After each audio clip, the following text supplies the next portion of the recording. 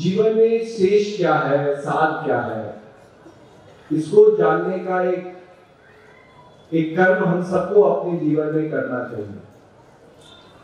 भगवान बुद्ध ने जब जीवन के आवागमन को देखा कि कैसे आदमी जन्म लेता है, अलग अलग अवस्थाओं से गुजरते हुए वृद्धावस्था तक पहुंचता है।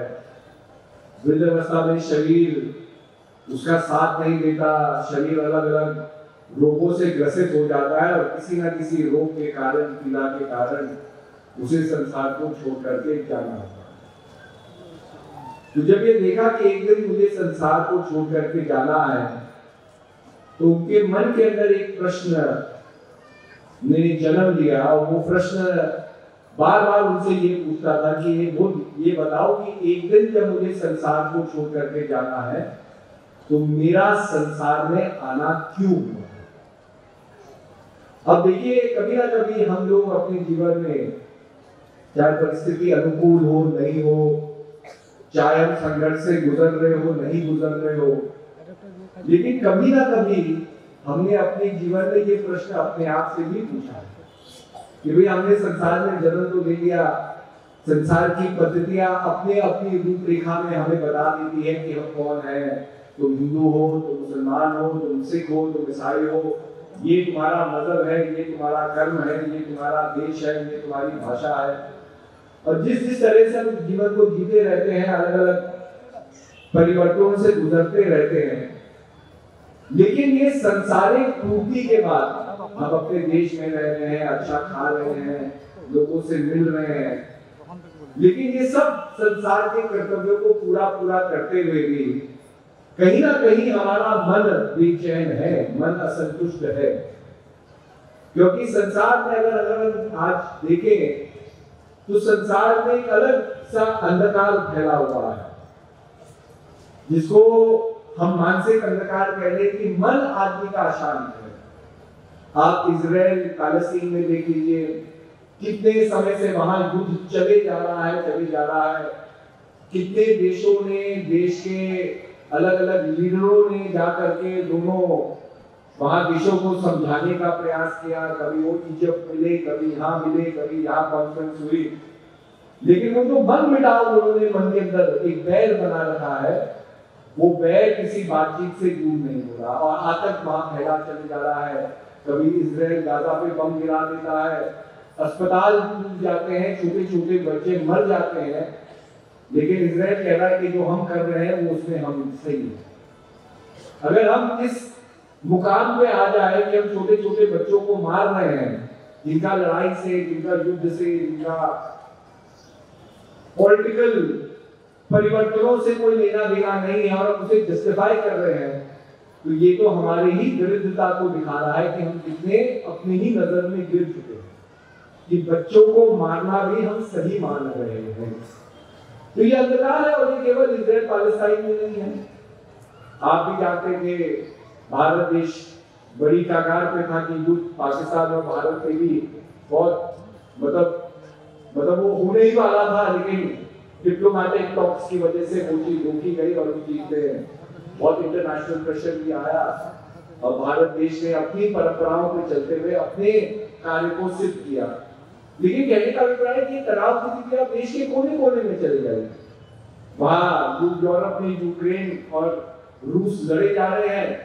कोई नहीं सोचता था कि यूक्रेन का छोटा देश है, वो इतनी लंबी लड़ाई लड़ लेगा, लेकिन वो लड़ाई चलती जा रही है और वो लड़ाई का प्रभाव केवल यूक्रेन और रशिया पे नहीं हो रहा। जर्मनी पे, इंग्लैंड पे, फ्रांस पे, जगह जगह लोग यूक्रेन छोड़ करके भाग रहे हैं, शरणार्थी बन रहे हैं। जब वो नए देशों में जा रहे हैं, वहां उनके पास नौकरियां नहीं है, तो वो स्वाभाविक है कि कोई चोरी करेगा, कोई कुछ करेगा, क्राइम बढ़ा है। वहां के लोगों को मौका मिल गया है कि ये बाहर के लोग आ रहे हैं, इनको निकालो, ये हमारी नौकरियां लेने के मतलब एक भय और आतंक का माहौल भी पूरे संसार में फैला हुआ। तो कहने का मतलब ये क्यों है, एक प्रश्न चिन्ह पूछा गया।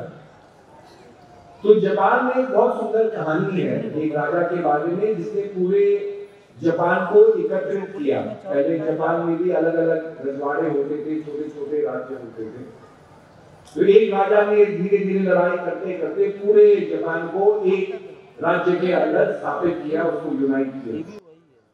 राजा की बड़ी रिद्धि सिद्धि हो गई। एक समय बाद में जब लड़ाई लड़ने को कोई नहीं बाकी, तो आदमी अपने घर में आकर के आराम नहीं करेगा, मतलब एक पर्पस जो था उसका वो खत्म हो गया, क्योंकि देश यूनाइट हो गया। जो मंजिल वो पाना चाह रहा था, राजा ने मंजिल पा ली। अब जब समय था शांति का, तो वो अपने जीवन के बारे में सोचता, अमन करता। तो उसके मन के अंदर भी एक बेचैनी थी कि अब मैं क्या करूं, अब मैं जीवन से क्या पाऊं, सब कुछ मैंने पा लिया, मैं पूरे जापान देश का राजा बन गया, अब आगे इसके क्या है। तो उनके काफी मंत्रीगण थे, वो कहने लगे कि जो आपका ये प्रश्न है ये भौतिक प्रश्न नहीं है, क्योंकि भौतिक अकम्प्लिशमेंट में, भौतिक उपलब्धियों में आपको तो सारी उपलब्धि पा ली और कोई उपलब्धि बाकी नहीं है। लेकिन जो ये आपकी बेचैनी है, ये अंदर जगत की बेचैनी है, तो आपको एक धर्म गुरु के पास जाके ही, वार्तालाप करके ही, अपने प्रश्नों को पूछ के ही, एक धर्म गुरु ही आपकी मन की बेचैनी का, मन की अशांति का निवारण कर सकते हैं। तो राजा सब अपने जो होते हैं दूतों को भेजता है कि पता करो कि हमारे देश में सबसे बड़े जो धार्मिक व्यक्ति हैं वो कौन है। सारे दूत जाते हैं, पूछ पाछ के आते हैं, तो राजा को बताते हैं कि एक व्यक्ति के बारे में हमें बड़ी अच्छी तरह से खबर मिली है कि पहाड़ी की चोटी पे अकेले एक छोटे से घर में रहते हैं, लेकिन जो भी व्यक्ति उनके पास अपनी परेशानी लेकर के जाते हैं तो बड़े अच्छी तरह से उनकी परेशानी को दूर करते हैं, उनके मन की अशांति को दूर करते हैं। तो हमें लगता है कि आपको भी उनसे मिलने जाना चाहिए। तो राजा निकलता है अपने काफिले के साथ, आश्रम की पहाड़ी के नीचे पहुंचता है। तो राजा अपने सारे मंत्रियों को, सेनापतियों को, जो बॉडीगार्ड से सबको कह देता है कि भाई देखो जो दुविधा है वो मेरी है, तो नहीं गुरु जी से प्रश्न पूछने जाऊंगा, आप लोग यही विश्राम कीजिए। अब वो व्यक्ति चल देता है, रास्ता होता है पहाड़ी के ऊपर जाने का, चलता रहता है, चलता रहता है। रास्ते में क्या देखता है कि लकड़हारा लकड़ी काट रहा है, तो वार्तालाप करने पहुंचता है। राजा पूछना चाहता है कि भाई आश्रम कितनी दूर है, कुछ प्रश्न पूछता है, वो लकड़हारा सारे प्रश्नों का उत्तर दे देता है कि भाई थोड़ा ही दूर है, आधा रास्ता आपने कर लिया है, थोड़ा ऊपर जाना है। और जब ऊपर जाएंगे तो आश्रम में गेस्ट रूम है, आप वहां जाकर के बैठ जाइए। जब गुरु जी को आभास होता है उनको कोई मिलने आता है, तो वो उसी कमरे में आकर के लोगों से मिलते हैं। राजा आगे चलने लगता है, चलता है, कैसे भी पहाड़ी के ऊपर पहुंचता है, आश्रम में पहुंचता है। आश्रम में ज्यादा लोग नहीं होते, जो भी एक दो हेल्पर वहां होते हैं वो राजा को कमरे में बिठा देते हैं और कहते हैं कि जी गुरु जी आएंगे तो आपसे मिलेंगे, वो नहीं आएंगे आपसे। अब धीरे धीरे राजा बैठा हुआ है, राजा भी भाई अपने अभिमान के साथ आया था, अपने अहंकार राजा में तो होता ही है। तो काफी समय बीत जाता है, तो राजा बड़ा बेचैन होने लगता है कि भाई गुरु जी को तो पता चल गया होगा मेरे आगमन का, कि मैं कब से समय से यहाँ आ रखा हुआ, वो मुझसे मिलने क्यों नहीं आ रहे। धीरे धीरे राजा को गुस्सा आने लगता है। जैसे ही राजा का गुस्सा कंट्रोल पे नहीं होता, तब वो चिल्लाने वाला होता है, उसको डांटने वाला होता है। दरवाजा खुलता है और एक व्यक्ति भगवे कपड़े में अपने बड़े शांत आचरण से आकर के बैठ जाता है। राजा समझ जाते हैं यही गुरु जी है, लेकिन जब उनके चेहरे के ऊपर देखते हैं तो वो वही लकड़हारा था जो लकड़ी काट रहा था, जो आधे रास्ते में राजा को मिला।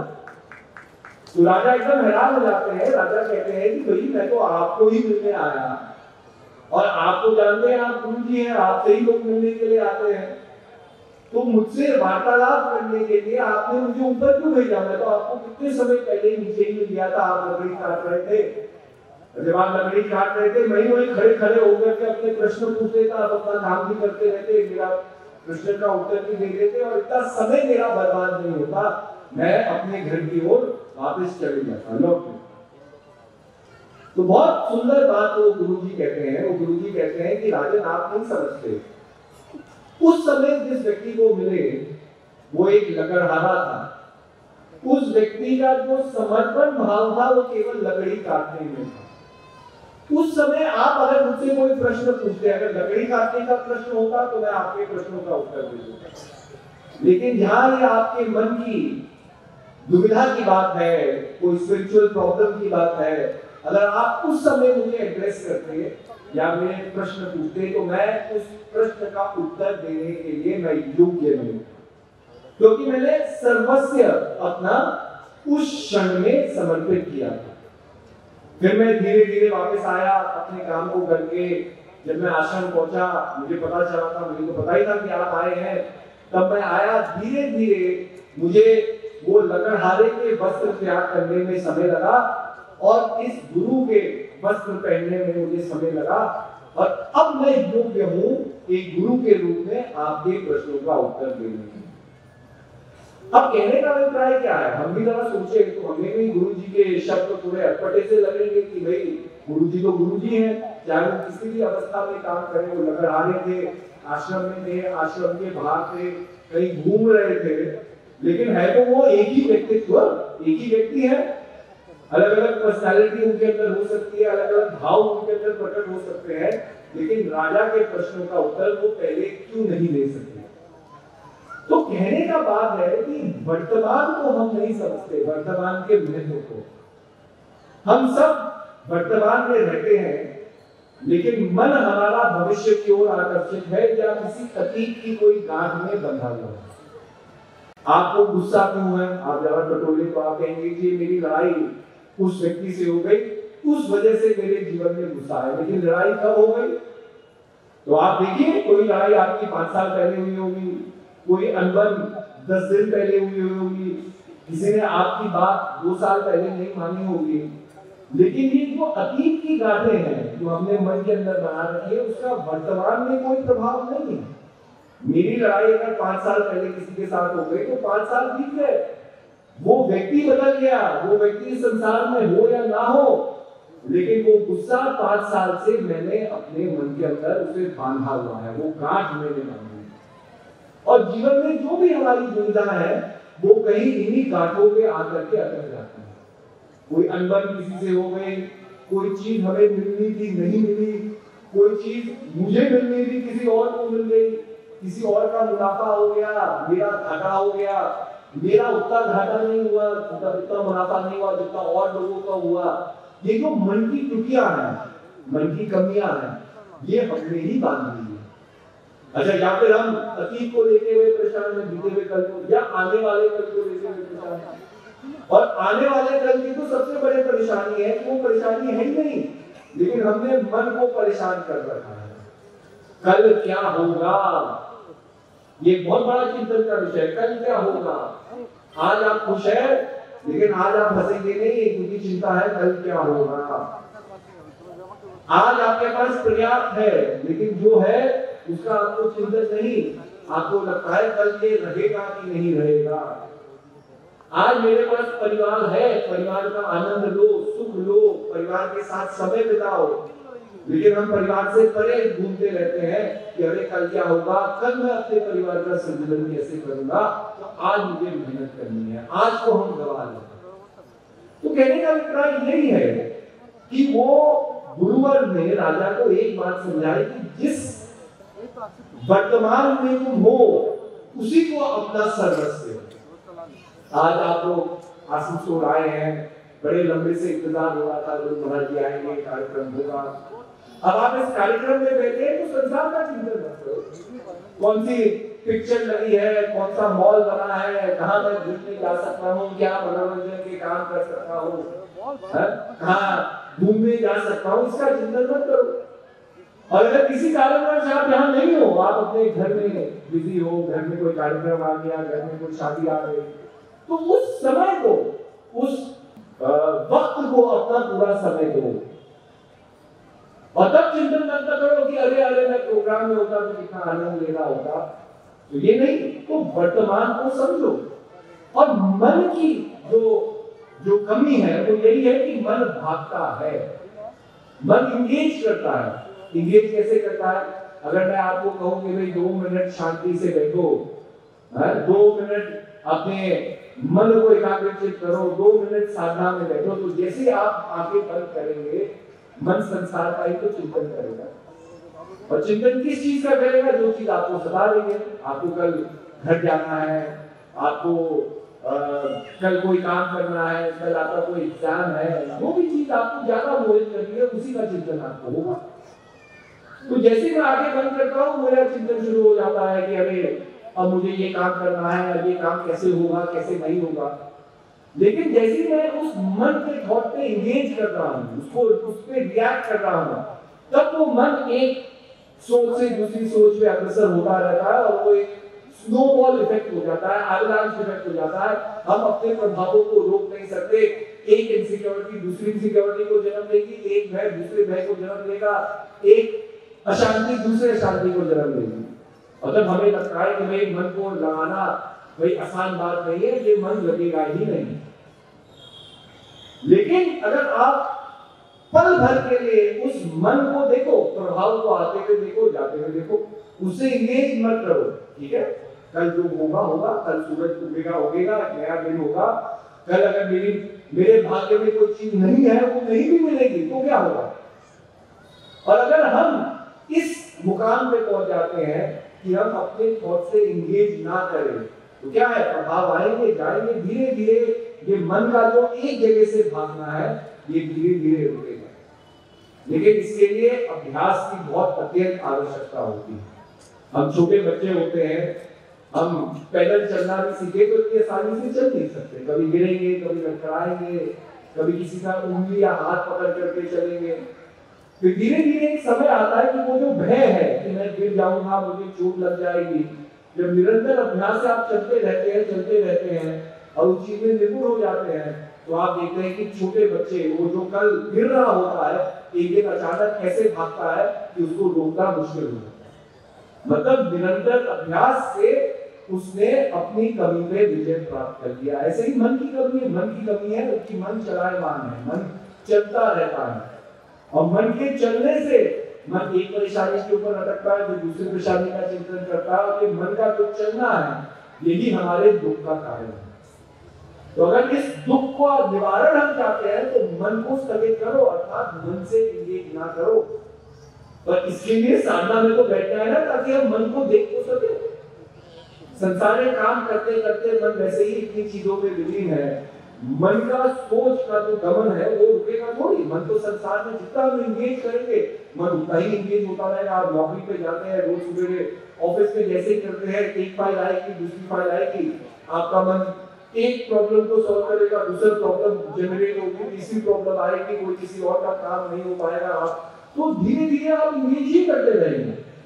लेकिन जब आपके पास समय अपने लिए मिलता है तब हम संसार से डिसएंगेज कर सकते हैं, संसार से थोड़ा वैराग्य प्राप्त कर सकते हैं। लेकिन वो वैराग्य की भावना हमारे अंदर जागृत होनी चाहिए।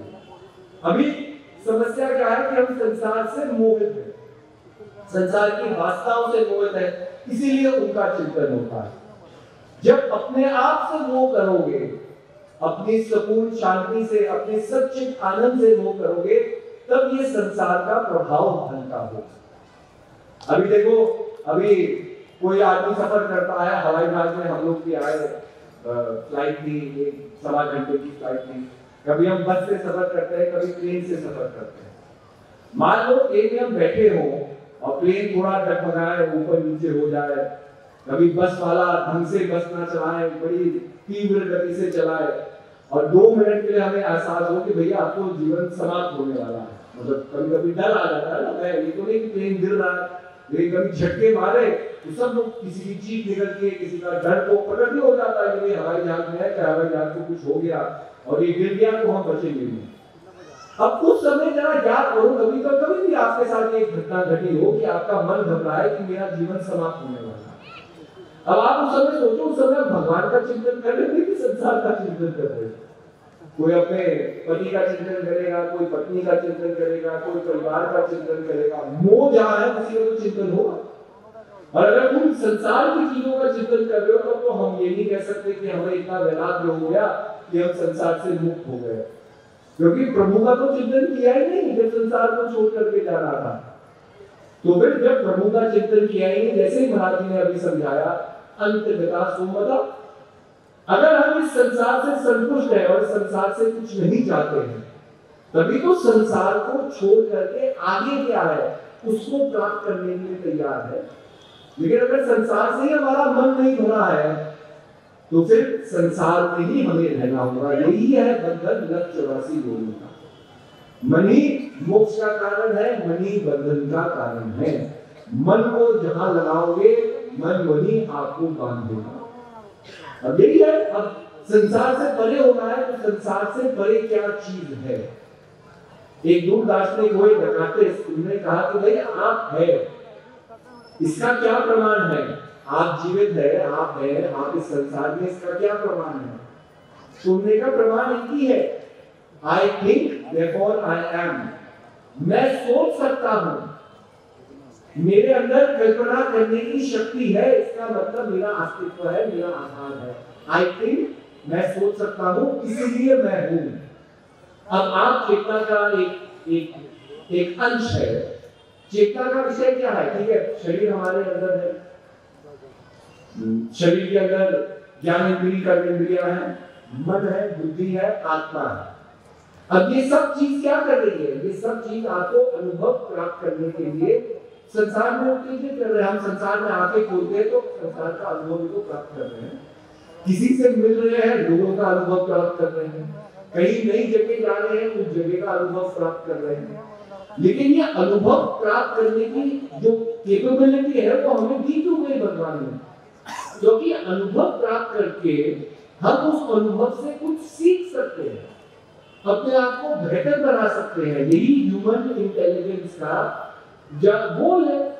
अब हम देखते हैं, कभी आप म्यूजियम में जाए तो वहां जो पुराने नर थे उनके कंकाल रखे जाएंगे, उनके खोपड़ी को देखेंगे तो जैसे हमारी खोपड़ी होती है, मस्तिष्क बड़ा है, जबड़े छोटे, ऐसे नहीं है। उनका जबड़ा बाहर अंदर की तरह निकला हुआ होता है, मस्तिष्क भी बड़ा अटपटा सा होता है, कद में भी वो 8-10 फीट करके उनके बोन स्ट्रक्चर होगा, जिसको हम निएंडरथल मैन कहते थे, आदि मानव। अब आदि मानव जंगल में रह रहा था, बोलने के उसके पास कोई भाषा नहीं थी, भाषा का उपयोग नहीं करता था, कोई लिपि उसके पास नहीं थी। कुछ पेंटिंग निकली है कि केव पेंटिंग हमारे भारत देश में भी निकली है, ऑस्ट्रेलिया में निकली है, यूरोप में निकली है, जहां ये आता है कि आज से 10-15 हजार साल पहले आदमी कम्युनिकेट कैसे करता था, तो वो केवल चित्र बना सकता था, भाषा का उपयोग नहीं था, चित्र बना सकता था। तो जगह जगह उन्होंने चित्र बनाए कि लोग कैसे रह रहे हैं, कैसे शिकार कर रहे हैं। तो ये पहले जो फर्स्ट ह्यूमन कम्युनिकेशन का एक्सपीरियंस था, ये एक्सपीरियंस था। अब आप ये सोचो 15-20 हजार साल पहले एक मानव की तरह जीव रह रहा है, जो बोल नहीं सकता है, जंगल में वो कुछ भी फल-वल खा करके अपना निर्वाह कर रहा है। धीरे धीरे उसके अंदर अभ्यास से या जीवन के सीख से उसके अंदर इतना परिवर्तन आने लग गया कि उसका मस्तिष्क का आकार बदलने लग गया। उस मस्तिष्क के आकार के बदलने से उसके अंदर नई नई स्किल्स आने लग गई। एक लकड़ी के टुकड़े को लेकर के उसको थोड़ा शार्प किया तो उसको एक भाला बना दिया। भाला से पहले उसे जंगल में केवल फल फूल खाने की जरूरत नहीं थी, वो जानवरों का शिकार करके भी अपना निर्वाह कर सकता था। धीरे धीरे उसी आदि मानव में परिवर्तन होता गया। वो पहले जगह जगह जहां पर भी अनाज होता था, जहां जैसे ऋतु बदलती थी, वो वहां जाकर के भ्रमण करता था। मतलब आज जहाँ ठंडी हो गई तो अपनी जगह को छोड़ दिया, आगे चल गया, जहाँ गर्मी हुई जहाँ खाना मिला। लेकिन जब उसने जाना कि भाई हम अनाज उगा सकते हैं और अनाज को हम रख सकते हैं अपने घर में और कभी भी खा सकते हैं, जरूरी नहीं कि आज ही खाना मैं 3 महीने बाद खा लूं। तो फिर आदमी का भ्रमण रुक गया, क्योंकि जब खाना हमें पर्याप्त एक ही जगह पे मिल रहा है तो हमें जाने की क्या जरूरत है। तो धीरे धीरे नदियों के किनारे, समुद्र तट के किनारे आदमी की बसावट होने लगी। और वही बसावट आप देखो कि वही जंगल से निकला हुआ आदि मानव आज हवाई जहाजों में घूम रहा है, आज ऐसे ऐसे चीजों का आविष्कार कर रहा है। आज हम अंतरिक्ष में रहने की बात कर रहे हैं, चंद्रमा पे जाने की बात कर रहे हैं, और चंद्रमा पे नहीं और ग्रहों को कॉलोनाइज करने की बात कर रहे हैं कि पृथ्वी जैसा ही कोई ग्रह हो जहाँ पानी मिले तो मानव की प्रजाति वहां जाकर के हो। तो कहने का अभिप्राय क्या है, ये ह्यूमन क्वेश्चन क्या दिखाता है कि जो भी परिस्थिति अगर आज आपकी है, आप अनुभव के द्वारा, अपनी इंटेलिजेंस के द्वारा अपने आप से परिश्रम करें तो उस परिस्थिति को बदल सकते हैं। लेकिन हमारे जीवन में क्या परिस्थिति आप देखो, अगर कल हम अशांत थे तो आज भी अशांत है, कल भी अशांत रहेंगे। क्यों हम अपनी ह्यूमन इंटेलिजेंस का सदुपयोग करके जो आदिकाल से मानव करता रहा है, अपने चैलेंजेस को समझ करके उनका निवारण करता रहा है, हम अपने चंचल मन का निवारण क्यों नहीं करते?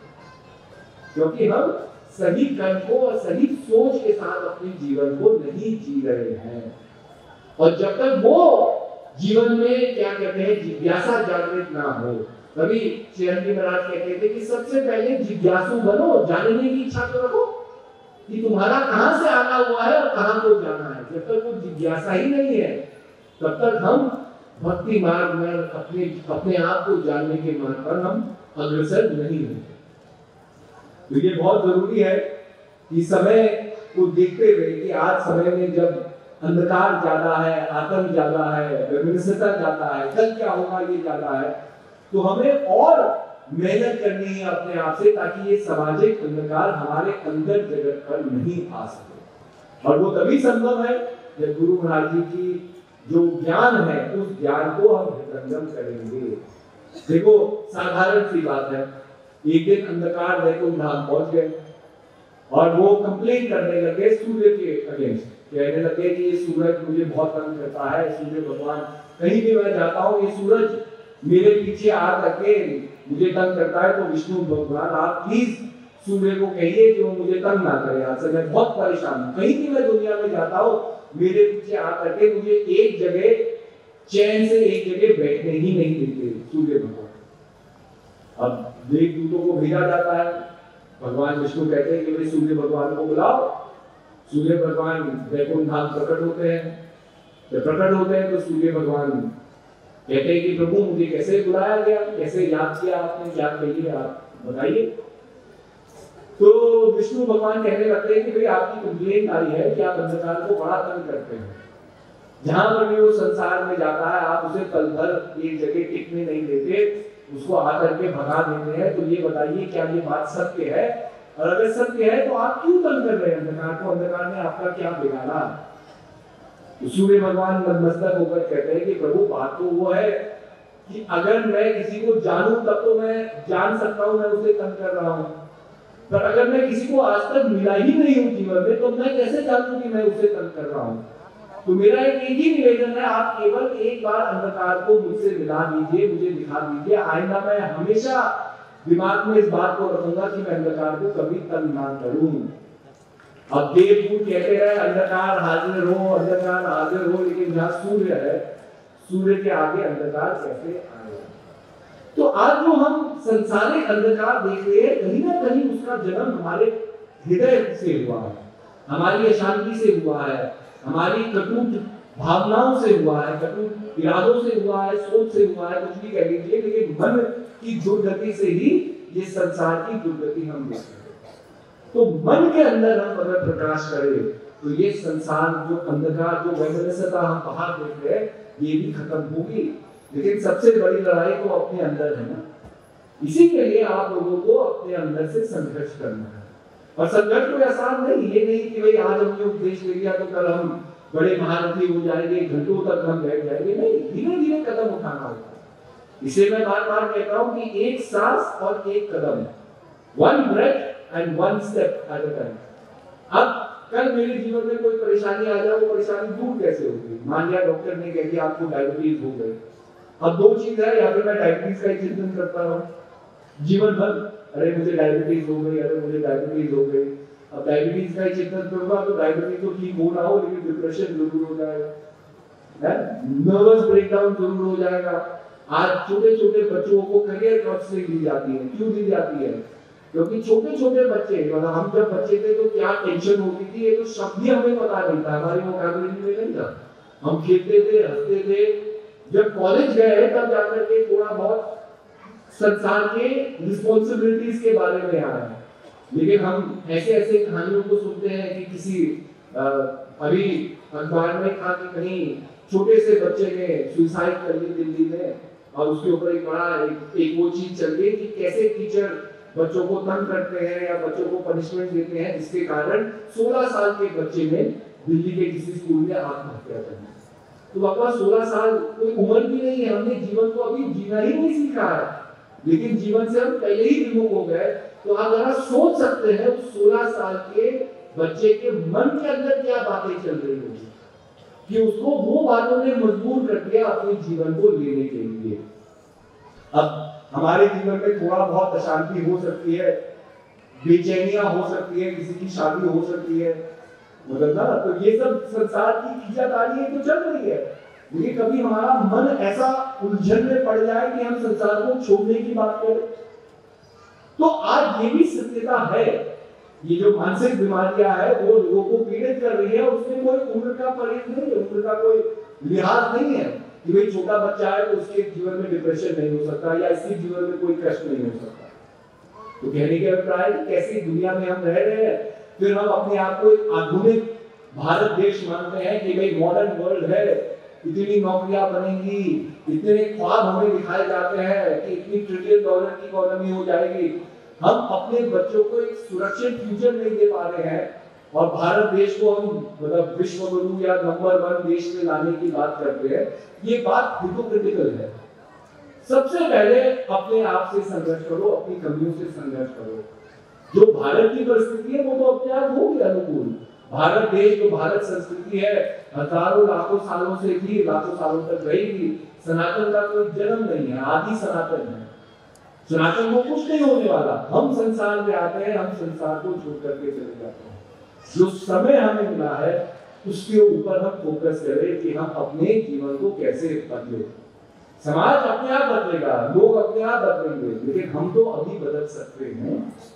तो इसके लिए हमें संघर्ष करना है और यही महान पुरुषों का ज्ञान होता है। अपने आप को जानो, अपने आप को जगाओ और अपने अंदर से जब हम संघर्ष करते हैं तो संसार की वैमनस्यताओं से हम संघर्ष करते हैं। मेरा यही कहना है कि खूब भजन सुमिरन करें। बहुत बहुत बधाई आप लोगों को कि हंस देव ने एक नया पुष्प आपके आसनसोल में जुड़ा है। इस आश्रम से जरूर हंस कीर्ति फैलेगी और देखिए आश्रम बना भी है तो आश्रम में आना भी हमें चाहिए। आज सबसे बड़ी बात है कि हम जानते हैं अपने जीवन में कि भाई सही कर्म क्या है, लेकिन किसी कारण हमको कर्म को करते हैं। हमें पता है हमें आश्रम जाना चाहिए, भाई लोगों की मदद करनी चाहिए। भाई पहले हम भी बचपन में जब आश्रम में बड़े हुए तो हम देखते थे कितने लोग आकर के दिन रात आश्रम में सेवा करते थे। कितने लोगों के बच्चों के साथ हम रात भर खेलते रहते थे, 1 बज जाते थे, 2 बज जाते थे। माता जी लोगों को भेजते थे कि आप सबको घर भेजो और आप लोग ऊपर आओ कमरों में। और अब हम देखते हैं कि हॉल के हॉल खाली पड़े रहते हैं। कभी हम आ रहे हैं तब लोग इकट्ठा हो जाते हैं, लेकिन उसके बाद आगे पीछे भाई माताओं को भी पूछने वाला कोई नहीं। तो बाबा जिस रास्ते पे हम चले ये रास्ता बड़ा ही एक सूक्ष्म मार्ग है। इसमें अगर मन की सुनते रहेंगे तो हमेशा मन हमें भगाता ही रहेगा, भटकाता ही रहेगा।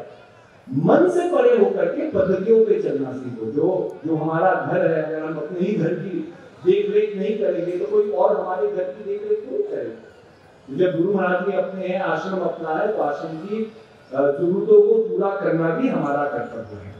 तो मेरा यही कहना है कि आश्रम में नियम मानिए कि आप आश्रम में आए और आश्रम में आकर के आपको कुछ अच्छा ही मिलेगा। हम देखते हैं कितने बच्चे जो हमारे साथ छोटे छोटे लोग बड़े हुए जो आश्रम में आते हैं, आज भी आश्रम में सेवा कर रहे हैं, उनके परिवार आश्रम में लगे हुए हैं, उनके बच्चे अच्छे संस्कारों पे चल रहे हैं।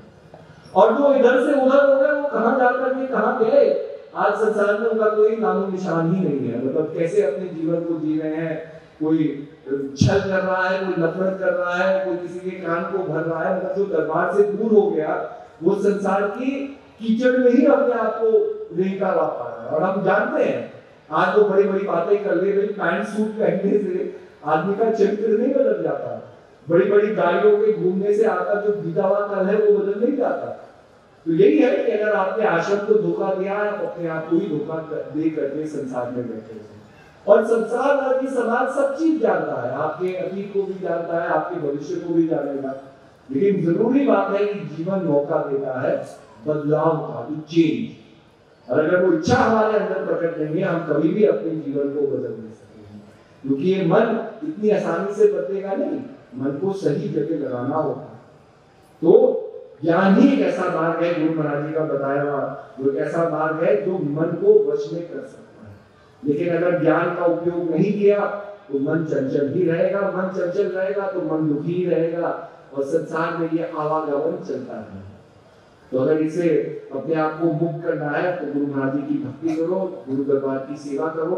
उसी सेवा से हमारे मन की जो गाढ़े हैं ये दूर होगी और मन की परेशानियों का निवारण होगा। इन शब्दों के साथ सबको आशीर्वाद।